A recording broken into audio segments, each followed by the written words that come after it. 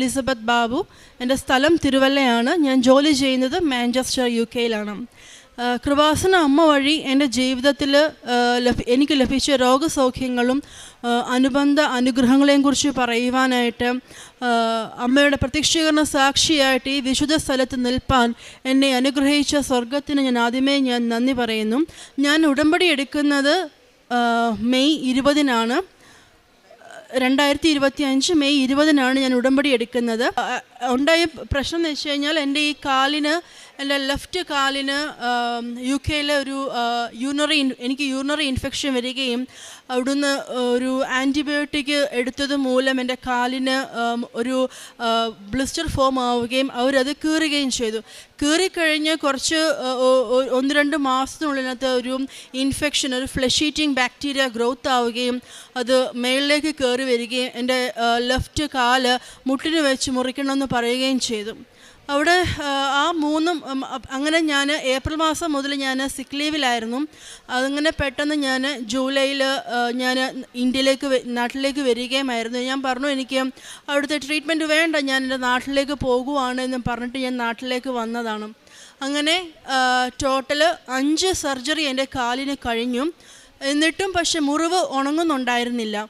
അപ്പം ഞാൻ ചെറുപ്പകാലം മുതലേ ഞാൻ കർത്താവുമായിട്ട് വളരെ അറ്റാച്ച്ഡ് ആയിരുന്നു. കർത്താവിനോട് സംസാരിക്കാറുണ്ട്, ദർശനങ്ങളെ കാണാറുണ്ട്, സ്വപ്നങ്ങളെ കാണാറുണ്ട്. അപ്പം എനിക്ക് ഒരു തോന്നൽ വന്നു, ഞാൻ സൺഡേ സ്കൂളിൽ പോയിട്ടും അങ്ങനെ ദൈവവുമായിട്ട് ഒത്തിരി അടുത്ത് ജീവിച്ചിട്ടും എനിക്കിങ്ങനെ ഒരു കഷ്ടത എന്തുകൊണ്ട് വന്നു എന്നുള്ളത് ഭയങ്കര ഒരു ചോദ്യമായിട്ട് തന്നെ എൻ്റെ മനസ്സിൽ വരികയുണ്ടായി. കാരണം എനിക്ക് അത്രയും കഴിഞ്ഞ ജൂലൈ മാസം മുതൽ ഞാൻ കട്ടിലിൽ തന്നെയായിരുന്നു. എനിക്ക് കട്ടിലിൽ നിന്ന് ഒന്ന് അനങ്ങാൻ പോലും വയ്യാത്ത അവസ്ഥയിൽ വലിയ മെഷീനൊക്കെ കണക്ട് ചെയ്ത് ഞാൻ കിടക്കുകയായിരുന്നു. അപ്പം ഞാൻ അങ്ങനെ വിചാരിച്ചുകൊണ്ടിരുന്നപ്പോഴാണ് എൻ്റെ അമ്മയാണ് എന്നോട് പറയുന്നത്, നിൻ്റെ വേ ഓഫ് പ്രെയർ ഒന്ന് മാറ്റി നോക്കുക എന്നുള്ളത്. അങ്ങനെ ഞാൻ അമൃതയിൽ അഡ്മിറ്റായി കിടന്നപ്പോഴാണ് കൃപാസന അമ്മയെക്കുറിച്ച് ഞാൻ കേൾക്കുന്നത്. എൻ്റെ ഓപ്പോസിറ്റ് ബെഡിൽ ഒരു ആൻറ്റിയാണ് എന്നോട് പറയുന്നത്. അങ്ങനെ ഞാൻ ആ ആൻറ്റി എനിക്ക് എൻ്റെ കഞ്ഞിക്കകത്ത് എനിക്ക് ഉപ്പിട്ട് തരികയൊക്കെ ചെയ്തു.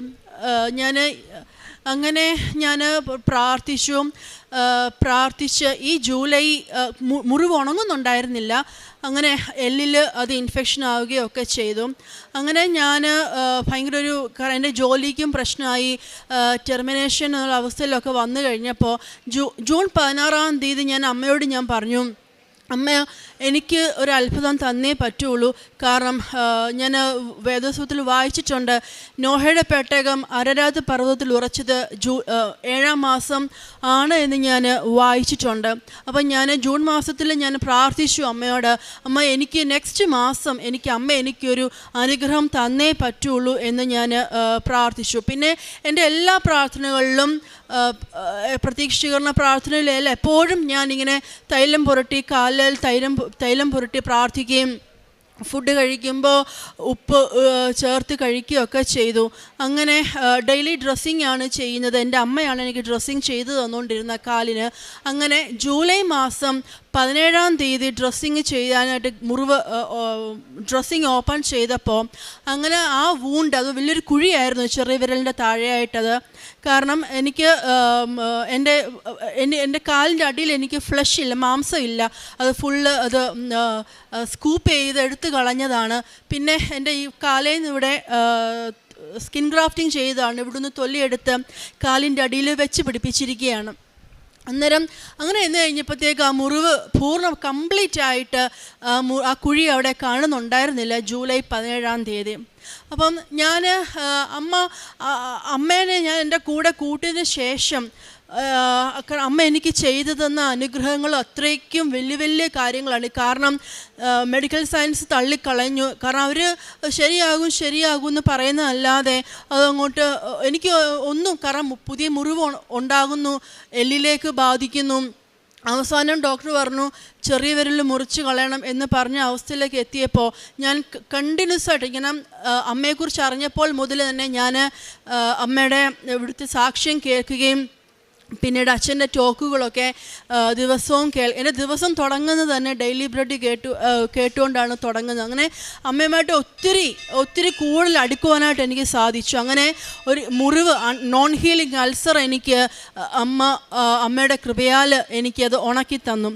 2, ഞാൻ എൻ്റെ 5 സർജറിയുമായിട്ട് ബന്ധപ്പെട്ട് ഞാൻ ഓറൽ ആൻറ്റിബയോട്ടിക് എടുത്തപ്പോൾ എൻ്റെ ഹാർട്ട് റേറ്റ് കൂടുകയും അത് 2-3 പ്രാവശ്യം എനിക്കത് ഭയങ്കര പുഷ്പരിയിലൊക്കെ ഞാൻ അഡ്മിറ്റൊക്കെ ആയിരുന്നു.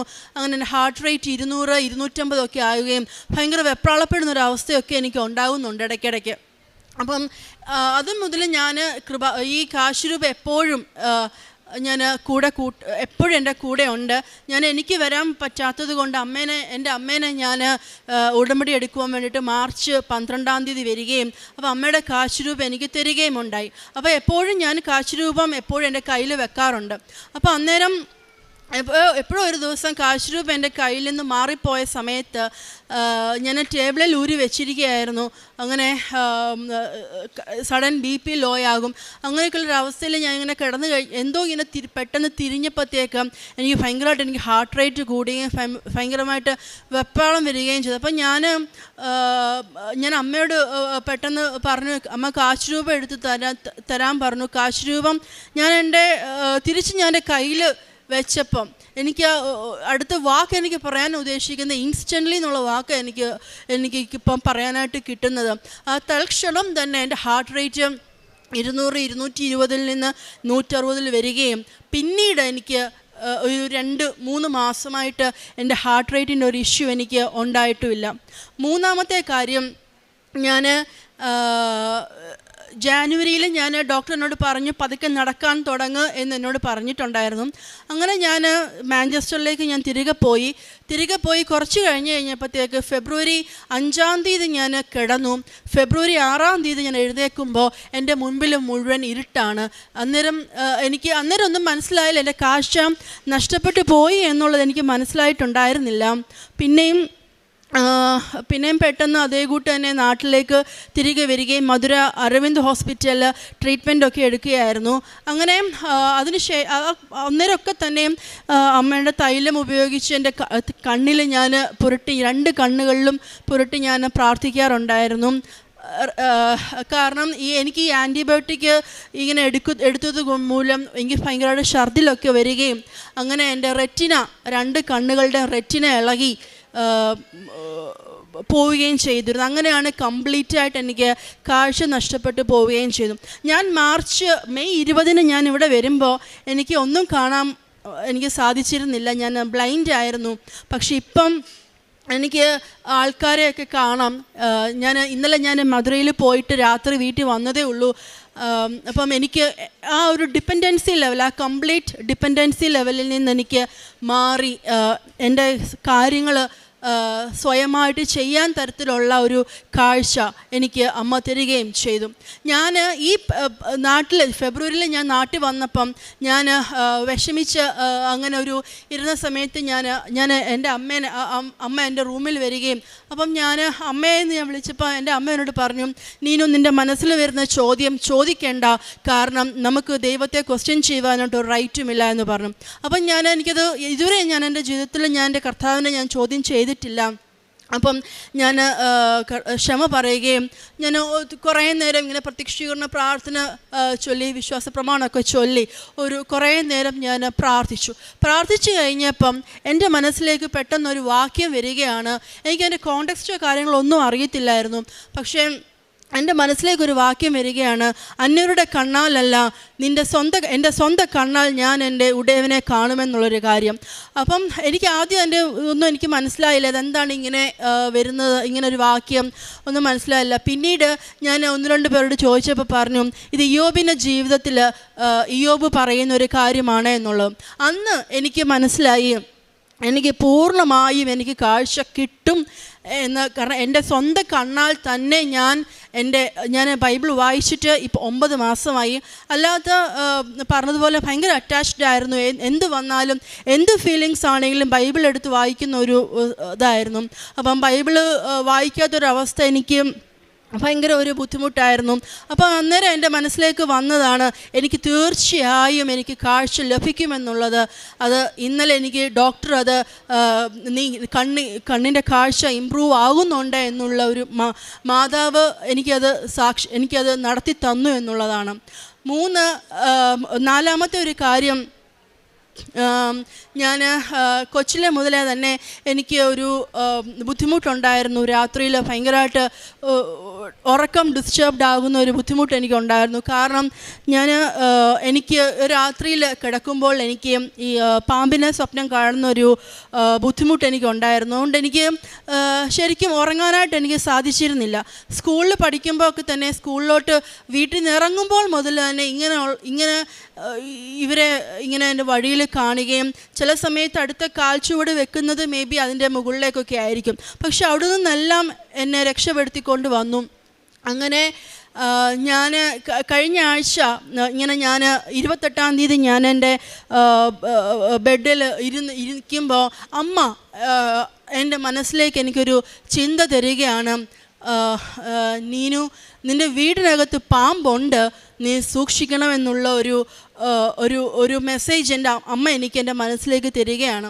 അങ്ങനെ 2 ദിവസം ഈ 1-ാം തീയതി എൻ്റെ മുറിയുടെ വെളിയിൽ അമ്മ വന്ന് നോക്കുമ്പോൾ ഒരു പാമ്പ് ചുറ്റി കിടക്കുകയാണ്, ശാന്തമായിട്ട് കിടക്കുകയാണ്. എനിക്ക് ഒരു ബുദ്ധിമുട്ടോ എനിക്ക് ചില സമയത്ത് ഇങ്ങനെ ഈ എനിക്കറിയാം എങ്ങോട്ട് നോക്കിക്കഴിഞ്ഞാലും എൻ്റെ ദേഹത്ത് ഇങ്ങനെ ഈ ബുദ്ധിമുട്ട് എൻ്റെ തലയൊഴിച്ച് ബാക്കി എല്ലാ ഭാഗത്തും ഈ പാമ്പ് ചുറ്റി ഇങ്ങനെ എന്നെ കൊത്താൻ വരുന്ന പോലുള്ളൊരു ഇതാണ് എനിക്ക് തോന്നുന്നത്. അപ്പം അങ്ങനെ ആ ഒരു ബുദ്ധിമുട്ടിൽ നിന്ന് ഒരു ഭയങ്കര ഇതിൽ നിന്ന് വിഷ്വൽ ഹാലൂസിനേഷനൊക്കെ എനിക്കിങ്ങനെ പാമ്പ് എൻ്റെ കൂടെ ഉള്ളതും എൻ്റെ അടുത്ത് ഇരിക്കുന്ന പോലൊക്കെ എനിക്ക് തോന്നാറുണ്ട്. അതിൽ നിന്ന് ആ ഒരു അപകടത്തിൽ നിന്ന് അമ്മ എന്നെ രക്ഷിച്ചു എന്നുള്ളതാണ്. അടുത്തതായിട്ട് എനിക്ക് പറയാനായിട്ടുള്ളത്, ഞാൻ പറഞ്ഞതുപോലെ എൻ്റെ വിസ എക്സ്പയറി ആയിരുന്നു.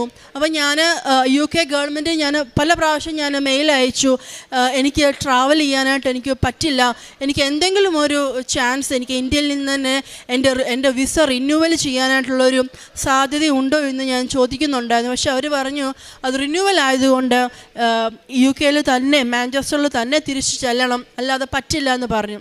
അങ്ങനെ ഓക്കെ, എനിക്ക് ട്രാവൽ ചെയ്യാൻ പറ്റില്ല, കാരണം അന്നേരമൊന്നും എനിക്ക് ട്രാവലിങ്ങിനുള്ള എനിക്കൊരു ഓപ്ഷൻ എനിക്ക് ഡോക്ടേഴ്സ് തരുന്നുണ്ടായിരുന്നില്ല. പക്ഷേ ഏപ്രിൽ 14-ാം തീയതി ആയിരുന്നു എൻ്റെ വിസ എക്സ്പയറി. 12-ാം തീയതി ആയപ്പോഴത്തേക്ക് അമ്മ എൻ്റെ മനസ്സിൽ പെട്ടെന്ന് എനിക്കൊരു തോന്നൽ വരികയാണ്, നീ ട്രാവൽ ചെയ്തോളൂ എന്ന്. അങ്ങനെ വേഗം ടിക്കറ്റ് ബുക്ക് ചെയ്തു. ഞാൻ എത്തിഹാദിനാണ് പോയത്. അപ്പം ഈ അബുദാബി എത്തിക്കഴിഞ്ഞപ്പോഴത്തേക്ക് എനിക്ക് ഒരു ദിവസത്തെ വാലിഡിറ്റിയും ഉള്ളൂ എൻ്റെ വിസയ്ക്ക്. അപ്പം അവിടെ ചെന്ന് കഴിഞ്ഞപ്പോഴത്തേക്ക് അവിടുത്തെ എയർപോർട്ടിലെ സ്റ്റാഫ് വളരെ റൂഡായിട്ടാണ് എന്നോട് ബിഹേവ് ചെയ്തതൊക്കെ. അപ്പോൾ അന്നേരം മുതൽ എനിക്ക് ഭയങ്കര ടെൻഷൻ, എൻ്റെ ദൈവമേ ഞാൻ മാഞ്ചസ്റ്ററിൽ എത്തിക്കഴിഞ്ഞാൽ എങ്ങനെ ഞാൻ എങ്ങനെ അവരെന്നോട് ദേഷ്യപ്പെട്ട് കഴിഞ്ഞാൽ ഞാൻ എന്ത് ചെയ്യും എന്ന് എനിക്ക് ഭയങ്കര ടെൻഷനായിപ്പോയി. അപ്പം ഞാൻ കാശ് രൂപ അപ്പോഴും എൻ്റെ കയ്യിലുണ്ട്. ഞാൻ ഇങ്ങനെ വിശ്വാസ പ്രമാണവും സ്വർഗ്ഗസ്ഥനായ പിതാവേയും നന്മ നിറഞ്ഞ മറിയമൊക്കെ പറഞ്ഞ് ഞാൻ മാഞ്ചസ്റ്ററിൽ പിറ്റേ ദിവസം എത്തിക്കഴിഞ്ഞപ്പം എൻ്റെ മുൻപിൽ എനിക്ക് കാണാൻ സാധിച്ചത്, എൻ്റെ മുൻപിൽ ഒത്തിരി പേരുടെ ഓഫീസേഴ്സൊക്കെ ഒത്തിരി ഷൗട്ട് ചെയ്യുന്നതായിട്ടൊക്കെ കാണുന്നുണ്ട്. അപ്പം എന്നെ വിളിച്ചു കഴിഞ്ഞപ്പോൾ എനിക്ക് കാണാൻ സാധിച്ചത് എൻ്റെ ഒരു ഓഫീസർ എന്ന് പറയുന്നത് ഒരു ലേഡി, അധികം പ്രായമൊന്നുമില്ല, കണ്ടു കഴിഞ്ഞാൽ അമ്മ മാതാവിനെ കൂട്ട് ദൈവമാതാവിനെ കൂട്ട് തന്നെ ഇരിക്കുന്ന ഒരു ലേഡിയാണ് എനിക്ക് കിട്ടിയത്. എന്നോട് എൻ്റെ പാസ്പോർട്ട് വാങ്ങിച്ചിട്ട് എന്നോട് ചോദിച്ചു എവിടെ നിന്നാണ് വരുന്നത്. ഞാൻ പറഞ്ഞു ഞാൻ ഇന്ത്യയിൽ നിന്നാണ് വരുന്നതെന്ന് പറഞ്ഞു. അപ്പോൾ ചോദിച്ചു എവിടെയാണ് ജോലി, വീടുണ്ടോ, മാഞ്ചസ്റ്ററിൽ വീടുണ്ടോ എന്ന് ചോദിച്ചു. ഞാൻ പറഞ്ഞു അതെനിക്ക് മാഞ്ചസ്റ്ററിൽ വീടുണ്ട്, ഇവിടെ റെൻറ്റിൽ താമസിക്കുന്നത്, പിന്നെ ജോലി എവിടെയാണെന്ന് ചോദിച്ചു. ഞാൻ പറഞ്ഞു ഞാൻ ഇന്ന സ്ഥലത്ത് മാഞ്ചസ്റ്ററിൽ ഇന്ന ഹോസ്പിറ്റലിലാണ് ഞാൻ വർക്ക് ചെയ്യുന്നതെന്ന് പറഞ്ഞു. അപ്പോഴേക്കും എൻ്റെ കയ്യിൽ കാശ് രൂപമുണ്ട്, ഞാൻ പ്രാർത്ഥിച്ചുകൊണ്ടിരിക്കുകയാണ്. ആ കാശ് രൂപം പ്രാർത്ഥിച്ചുകൊണ്ടിരിക്കുമ്പോൾ എന്നോട് വേറെ ഒരു ക്വസ്റ്റ്യനോ എന്നോട് ചോദിച്ചില്ല. എന്നോട് യു ആർ വെൽക്കം ബാക്ക് എന്നും പറഞ്ഞിട്ട് എൻ്റെ തമ്പും എൻ്റെ ബയോമെട്രിക്കും എടുത്തിട്ട് അവർ എന്നെ തിരികെ എനിക്ക് ക്ലിയർ ചെയ്ത് തരികയുണ്ടായി. അങ്ങനെ ഞാൻ വിസയ്ക്ക് അപ്ലൈ ചെയ്തു. 14-ാം തീയതി ആയിരുന്നു എൻ്റെ ലാസ്റ്റ് ഡേറ്റ്. 15-ന് എൻ്റെ വിസ എനിക്ക് പുതിയതായിട്ട് അവർ തന്നു. ഉച്ചയായപ്പോഴത്തേക്ക് വെരി നെക്സ്റ്റ് ഡേയിൽ തന്നെ എനിക്ക് എൻ്റെ വിസ റിന്യൂ ചെയ്ത് തന്നു.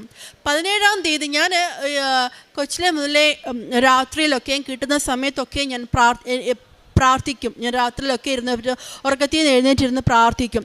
അങ്ങനെ പ്രാർത്ഥിച്ചുകൊണ്ടിരുന്നപ്പം അത് 16-ാം തീയതി രാത്രി ഞാൻ പ്രാർത്ഥിച്ചുകൊണ്ടിരുന്നപ്പം പെട്ടെന്ന് എൻ്റെ എനിക്കൊരു സുഗന്ധ അഭിഷേകം, മെഴുകുതിരിയുടെ ഒരു മണം എനിക്ക് കിട്ടുക.